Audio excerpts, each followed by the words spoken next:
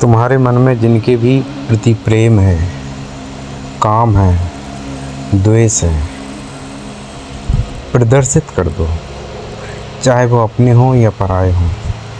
क्योंकि इस प्रपंच में तुम कब तक जलोगे? जब तक तुम्हारा शुद्ध स्वरूप सामने नहीं आएगा, तब तक तुम सहज नहीं जी पाओगे। तुम अंदर से अनैतिक, दुराचारी और दम्मी, पापी बने रहोगे। बाहर से नैतिकता थोप लोगे तो तुम में द्वंद्व होगा और तुम्हारी जो धार्मिक की यात्रा है, धर्म की यात्रा है, आध्यात्मिक की यात्रा है, वहाँ से तुम भटक जाओगे। क्योंकि तुम अंदर ही अंदर कब तक जलोगे?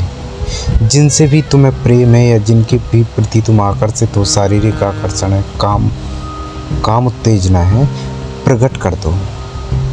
मैं ये नहीं कह रहा हूँ कि उस क्रीड़ा में तुम उतरो, मैं ये कह रहा हूँ कि प्रकट कर दो। फिर जब तुम प्रकट कर दोगे तो जो तुम्हारे अंदर दम है, जो द्वेष है, जिस आग में तुम जल रहे हो वो शांत हो जाएगी। फिर तुम गौर से उनकी सहमति से और खुद से कोई एक ऐसा रास्ता निकालो जिनसे कि ये ऊर्जा तुम सही दिशा में उत्सर्जित कर सको, इस ऊर्जा को तुम सही एक दिशा दे सको। काम, संभोग ये कोई गलत चीज़ नहीं है, लेकिन इसका उपयोग गलत तुम्हारे जीवन को नरक बना देता है। आज हमने सुना है, समझा है, देखा है, लोग हमसे प्रश्न भी पूछते हैं कि मैं अपनी बेटी की तरफ शारीरिक आकर्षित हूँ, बहन की तरफ हूँ, माँ की तरफ हूँ। तो इसका कारण सिर्फ यही है कि जो हमने अपने अंदर जो क्रियाएं हैं, काम की, क्रोध की, आवेश की, कामोत्तेजना की, उन्हें हमने दबाया है।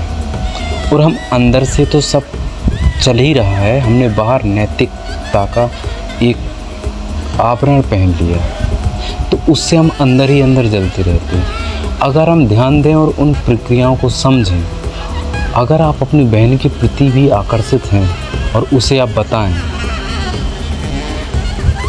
कि मैं तुम्हारे शरीर से आकर्षित हूँ, मैं तुम्हारे साथ संभोग करना चाहता हूँ, मैं कामोत्तेजित हूँ तुम्हें देखकर।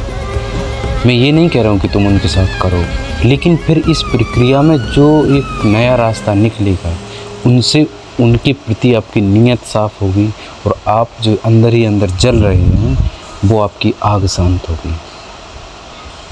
क्योंकि ऊर्जा का फिर रूप बदल जाएगा।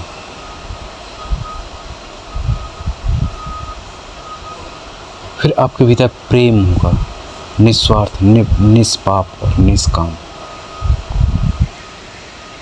तो जिससे भी आपके प्रति भी जो भी भाव हैं सबके प्रति प्रकट कर देने चाहिए, अगर आपको धार्मिक होना है तो।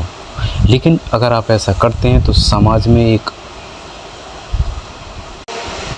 उथल पुथल मच जाएगी और तुम्हें निकृष्ट, दम्मी, कामी और तुम्हें पापी समझने लगेंगे।